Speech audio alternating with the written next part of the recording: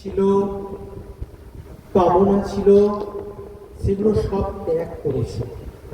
সেগুলো সব ত্যাগ করে সে লক্ষ্মী ঠাকুরের বাহন হয়েছে।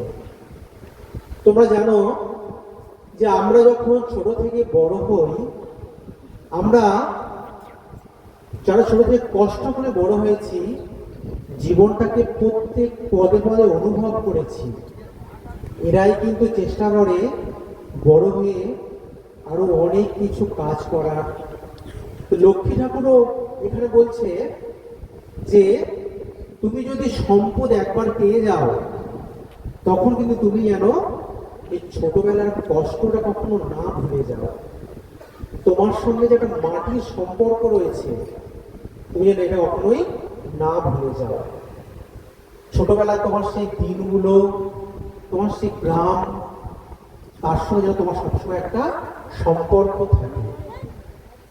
যারা পেঁচা করেছে, সে দিবান্ধ হয়েও রাতে শিকার সংগ্রহ করেও নিজের সমস্ত লোভ লালসা ত্যাগ করতে পেরেছে, তাই তো সে লক্ষ্মী ঠাকুরের বাহন হয়েছে। যাই হোক, শুভম আমার শরীর ধরে আছে। আমার ফোন খুললে দেখি শুভমের সেই ক্লাস 5, 6, 7 এর ছবিগুলো। এখানে সবাই আমার ছাত্রছাত্রী, সকলেরই মুখ আমি দেখতে পাই। একটা পূজা করতে গেলে অনেক বড় দায়িত্ব নিতে হয়, অনেক বড়, সবাইকে নিয়ে কাজটা করতে হয়। একটা এত বড় কাজ করা কিন্তু মুখের কথা নয়।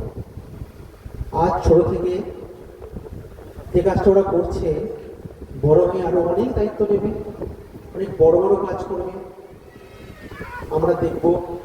ওটাই আমাদের আনন্দ, ওটাই আমাদের পাওনা। তখনই তোমাদের গ্রামের যে স্কুলগুলো রয়েছে, সেই স্কুলগুলোর সার্থকতা। এই বলেই শেষ করি। সকলে ভালো থেকো, সুস্থ থেকো। ধন্যবাদ।